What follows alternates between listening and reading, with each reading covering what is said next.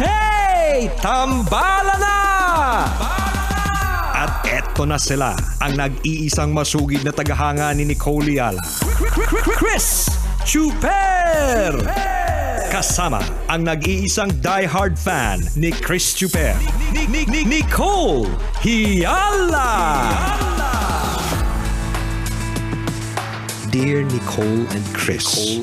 Dear Nicole and Chris. Dear Nicole and Chris. Dear Nicole and Chris.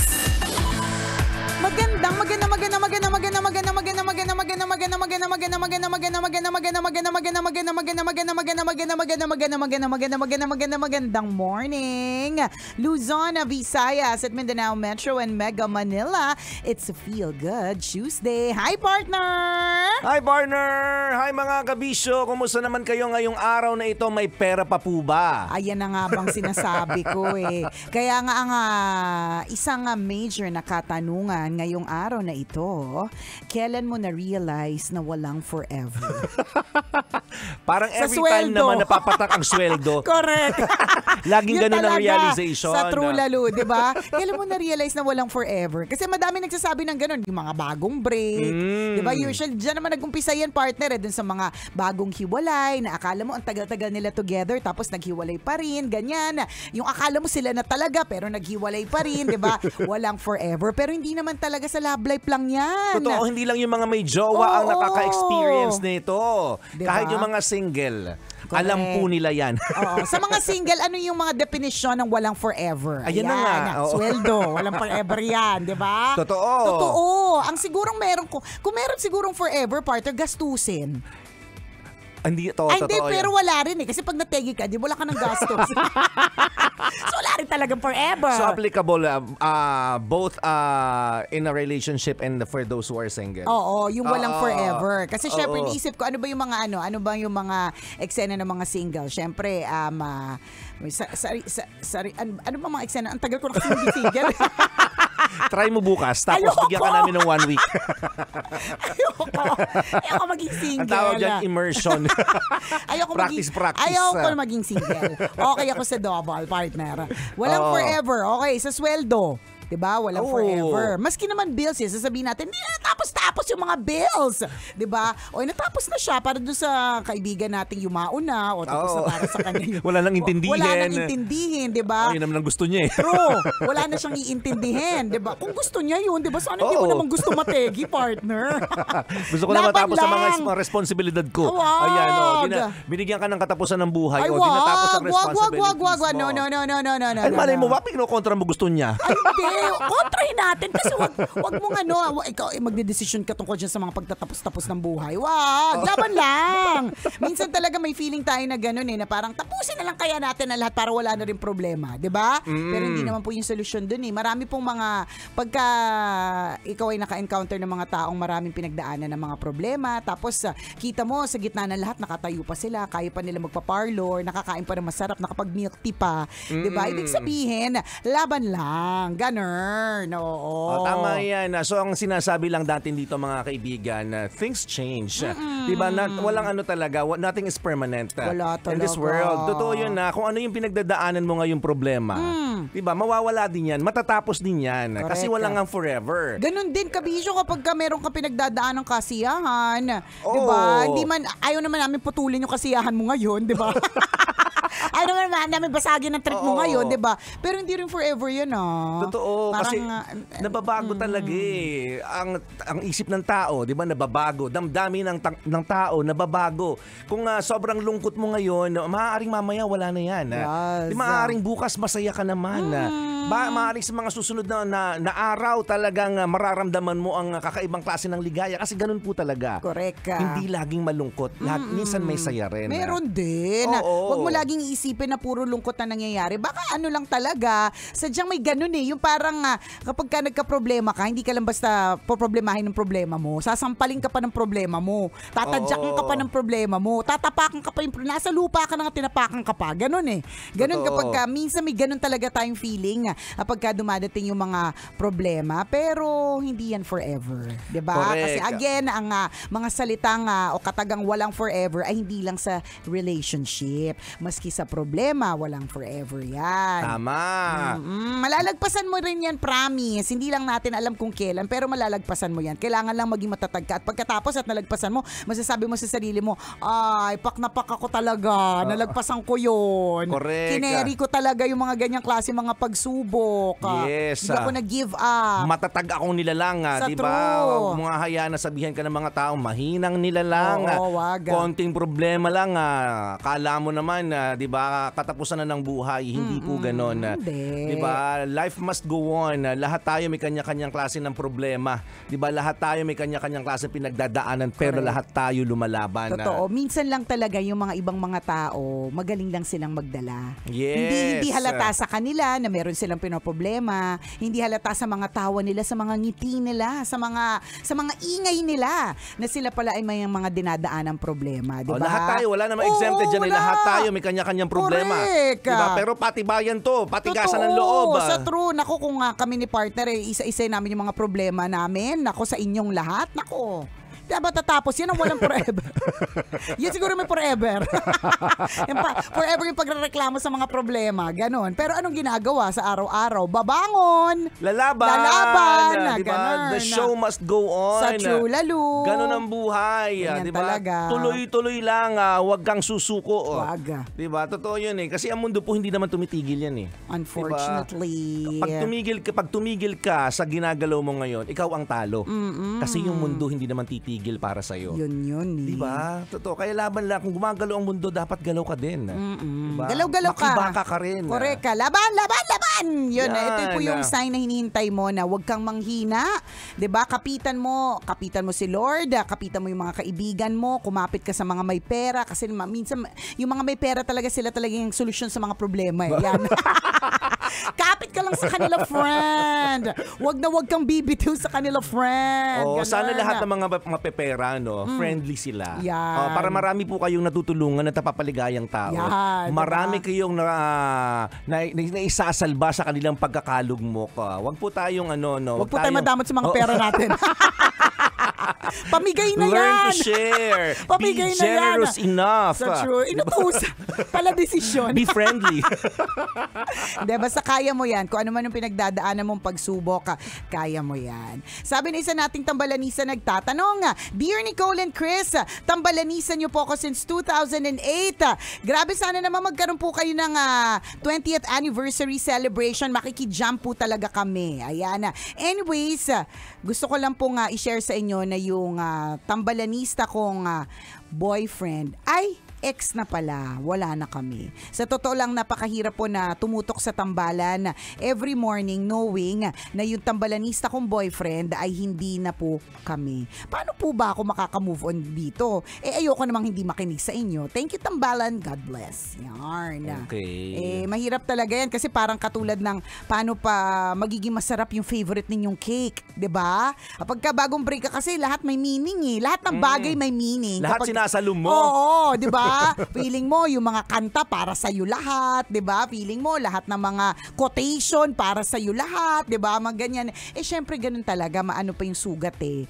Bagong-bago, correct. Sariwang-sariwa pa ang sugat. Konting diyan, konting the please, maski hangin lang, 'di ba? Kapag ka ang sugat ay sariwa, maski mahanginan 'yan, kabisyo, ang sakit talaga. So, ganyan talaga, katulad nga ng sinabi natin, yung pain na nararamdaman mo is not forever. Yes, it's just temporary. Correct ka. Ngayon, yung eksena mo, kung ayaw mo namang hindi makinig sa amin or naaalala mo yung boyfriend mo, baka sabay kayo nakikinig sa tambalan, nung kayo pa, ganyan. Marami na rin mga tambalanisang ganyan na naging eksena, di ba?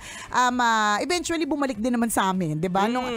Gets namin ayoko na makinig ng tambalan kasi naalala ko yung boyfriend ko, lagi kami nakikinig ng tambalan, di ba? Gets natin yan, di ba? Pero dadatingin din ang panahon, tatawa ka ulit. Oo, kumbaga Oo. yung nararamdaman mo ngayon ay bahagi lamang ng pagdadrama talaga. kasama talaga yan kapag bagong break. Oo. May drama talaga tayo Extra tayo Parang emotional. Kapag tayo ay may pinagdadaanan. Pero sinasabi namin sa'yo, yung drama mong yan lilipas din. Oo. Diba? Diba yung parang hindi ako mabubuhay nang wala siya? Papaano ang buhay ko kung wala siya? Papaano ang bawat pagising parang wala nang saysay? Hindi na ako inspired. Diba? Bahagi ng drama natin yan kapag broken-hearted tayo At valid. Oo. Valid talaga yung nararamdaman mo. Talaga, yung mga tanong na yan, itinanong din namin yan. Nung pinagdaanan mga bagong din namin break, yan correct. Diba? Pero hindi ba't nakalagpas din? Tama. Hindi ba't isang araw ma-realize mo, kaya ko naman palang kumain kahit wala siya. True, kahit walang magtatanong sa akin kung kumain na ako. Diba? Kasi syempre ganun kasama na yung mga drama mo dyan Yung mga, sino na magtatanong sa akin kung kumain na ako, nakauwi na ako. Pero diba isang araw ma-realize mo kahit wala namang magtanong kung nakauwi ka, dapat makauwi ka, diba? May mga drama lang talaga tayong gano'n na. Syempre, iba naman talaga kapag ka may jowa, nag-aalaga, may concern, di ba? Meron kang security blanket, may tao kang lalapitan, may iiyakan. Pero one day you will realize, hindi lang naman siya yung pwede mong iyakan ng problema. Hindi lang naman siya yung pwedeng kasama mong kumain. Hindi lang naman siya ang magbibigay sa'yo ng mga ngiti. Hindi lang naman yan na nagpapatawa. Ang dami ba pwede magpatawa sa'yo? Dadating din yan. Sa ngayon, nandiyan ka muna sa drama level. So, hahayaan ka lang din namin. Totoo. Mapoproseso mo yan at marirealize mo yung value ng pinagdadaanan mo ngayon. Yung laging sinasabi ng tambalan, di ba, na parang hindi ako mabubuhay kapag wala siya. Yan. Pero at the end of it all, kaya mo namang mabuhay nang wala siya kasi in the first place, unang-una, nabuhay ka naman talaga nang wala siya. Diba? So, kaya mo yan. Kaya mo yan. Ano lang talaga sa ngayon, parang hindi mo kaya, pero kaya mo talaga yan. Madami nang dumaan sa mga heartbreak na kinaya naman nila. Ngayon, mas gwapo yung jowa nila, mas bongga, tapos marirealize na nila, buti na lang pala, hindi na kami anong ex kong yun. Diba? Ano lang pala siya, gakulangot lang pala siya sa pwedeng ibigay sa akin na bonggang-bonggang jowa. O, totoo diba? yun. Yung dati mong iniiyakan na paglipas ng ilang araw, pag ilipas ng ilang panahon, pandidirihan mo talaga. Oo, sasabihin mo talaga, ano ba yun? Inabol ko yun sa jeep. Yak. Sa kanya ako nakipaghalikan. Oo, diba? May dadating din yung mga ganyang klase mga panahon. Pero again, sa ngayon, your feelings are valid. Oo naman. Sabi nga nung isang kaibigan ko noon, long ago na kapag ka may nararamdaman ka daw na ganyan na masakit, 'di ba? Namnamin mo din 'yan kasi 'yan yung feelings na hindi naman lagi nararamdaman, 'di ba? So, namnamin mo lang ganyan, namnamin mo na lahat ng kanta, ultimo nursery rhyme merong meaning sa iyo, ganyan. Naiiyak ka, 'di ba? Yung mga ganyan, naiiyak ka kay Blippi, kasi di man nakakaiyak si Blippi, 'di ba? Namnamin mo kasi dadating din ng panahon tatawa ka ulit. Correct. And you learn from it. Yun ang importanteng makuha mo dyan. Sa lahat ng pinagdadaanan natin, lagi tayo may nakukuhang lesson dyan, particularly sa problema. Yes. Diba? Ang problema, tandaan po natin, laging may itinuturong lesson yan. Kailangan makuha mo kaagad para madali ka makausad, maka-move on in life. Correct. At para hindi na ulit mangyari pa sa iyo ang susunod na ganyang klase ng problema. Parang math lang yan, parang math level. Kunyari nasa grade 4 ka. Hanggat hindi mo nakukuha yung kung paano gawin yung mga mathematical equations at your level, grade 4, hindi ka makakausad sa grade 5. Uulit at uulit ka ng such is life. So hanggat hindi mo natututunan yung lesson, hindi ka makakausad. Totoo Ganon. yun. So may mga lessons kang matututunan dito. And ang pinakamaganda dito kapag ka bagong break, parang may feeling ka na yung mga tao sa paligid mo para silang mga sundalo, mga soldiers na willing i-protect ka, bibigyan ka ng oras. Namnamin mo, may mga kaibigan ka, ililibre ka. Naku, minsan lang yan. Diba? Diba kapag ka alam natin na meron tayong kaibigan na may dinaramdam, parang magkukusa na tayong pakainin siya. Diba tayo yung effort na hanapin siya. Tapos, samantalahin mo na yan. Samantalahin mo yan kasi kapag ka nahimasmasa na sila. At alam nilang nahimasmasan ka na din. Ma-realize nila 500 din ginastos ko sa iyo. Ititigil din nila yung panlilibre sa iyo kaya namnamin mong parang importante ka sa buhay nila at nililibre ka nila ngayon. Ganyan. We understand your how you feel, Kabiso. Of course. Masakit talaga yan. Yung parang kasi mag-a-adjust ka ng matindi dyan Na parang kahapon may ka-text lang ako tapos ngayon wala ka ng ka-text. Correct. Diba? Kahapon nagtatawanan pa kayo tapos biglang ngayon wala na. Diba? Pero lahat po nang nawawala sa atin napapalitan ng bago yan. Tandaan natin. Magiging din yan na masasanay ka din. Oo, diba? makakapag-adjust ka din. Ito naman nagugulat pa, lagi ka naman bagong break. Charot. Parang nagugulat pa pag gano'n. Dapat hindi na nagugulat. Dapat ang importante, sanay ka na. Totoo. Nakakalurky. May-excite ka lang kasi may bagong darating dyan eh. Na mas bongga, yun yung sinasabi maganda. natin. Yung masasabi mo nga, ano ba yun? Yung ex ko gakulangot. Diba? Gakulangot pala sa mas major na dadating sa buhay ko. Pero Correct. again, sa ngayon, hindi mo pa lahat nakikita lahat ng mga sinasabi namin na dadating din ng dawan. Napagtatawanan mo na lang din Oo, ito. ganun, hindi mo pa, wala ka pa dyan sa face na yan. We get it. So, basang importante, wala kang gagawin nga hindi maganda sa sarili mo. Diba? Huwag kang magdidesisyon kapag ka ganyan na malungkot ka. Kasi kapag ka nalulungkot tayo, nagdidesisyon tayo ng mga mali, magre-resign. O kaya, diba, may aalis sa mga ganitong, alam mo, biglang umalis sa lugar nila kahit 20 years na sila sa lugar nila. Diba? Naglipat bahay bigla. Naglipat bahay Bakit bigla. nawala siya? Naglipat bahay kasi broken-hearted. Naiintindihan natin pero hinay-hinay lang din. Iiyak mo lang ng bongga bago mahirap magdesisyon kapag ka ang emosyon ay mataas. Kadalasan kapag ka mataas ang emosyon, mali ang desisyon. Correct. Feeling ko lang, 'di ba? Kapag kagalit ka, 'di ba? Kapag kagalit ka, hindi mo na naiisip na may masasakit ka palang mga sinasabi. So nagdesisyon ka na sabihin yung mga salitang 'yun. Ang hirap nang bawiin nun. Correct, in the same manner kapag masaya ka. Oo, diba ganun minsan din. mahirap din mag-decide Huwag din mag-decide kapag masyadong sobrang masaya. saya. Oo. Kasi minsan nakakapagsisi din yun. Diba? So kailangan na ano po tayo, kampante lamang kapag Correct. nagdedesisyon sa buhay. Hintayin mong kumalma ka. Yan. Kalma lang yung nakakapag-isip ka ng tama. Kumbaga sa manginginom, yung hindi ka nakainom. Yan. Yung ano ka, wala kang amats. Ganyan, di ba? Kasi mahirap pong bawiin kapag nasabi mo na yung mga salita. Parang nga kapag feeling, galit ka, kapag correct. masaya ka. Parang feeling Lilibre ko kay lahat. Pupunta tayo ng Palawan, El Nido. Masaya ako eh. Ganyan. Diba? Pagsisisihan mo yan. Hindi na mabawi. Kasi Na-realize na wala pala siyang pera. Kasi naka-record. Hindi na mabawi. Ano na to, parang paanuhan na to. Ano diba tawag doon? napasubo ka Pahiyaan na eh. Pahiyaan na. Oo. Sige na lang. Kahit sa totoo lang. Sagot ko na kayong dalawang magjowa. Diba? Ganyan. Lilibre ko kayo. Pupunta tayo Magsabi ng ka Palawan. lang. Magsabi ka lang. Yan, Diba? yan. Kung kailan, kung nag-decide sila holiday, kung kailan mas mahal pa. Tapos hindi mo na binawi. Yan yung mga example ng mga, nagdesisyon nang masyadong masaya. So, Totoo. wag magdedesisyon kapag ka masyadong malungkot, pag Correct. masyadong galit, 'di ba? At pag masyadong masaya. Kasi most of the time, ang desisyon na yan, mali. Maraming salamat sa pagtutak. Muli ako po si Nicole Yala. At ako naman si Cambio King Chris Chuper. Na nagpapaalala, una magdasal ka para mabuhay ka, pangalawa mag-toothbrush ka para mabuhay ng iba. Yun!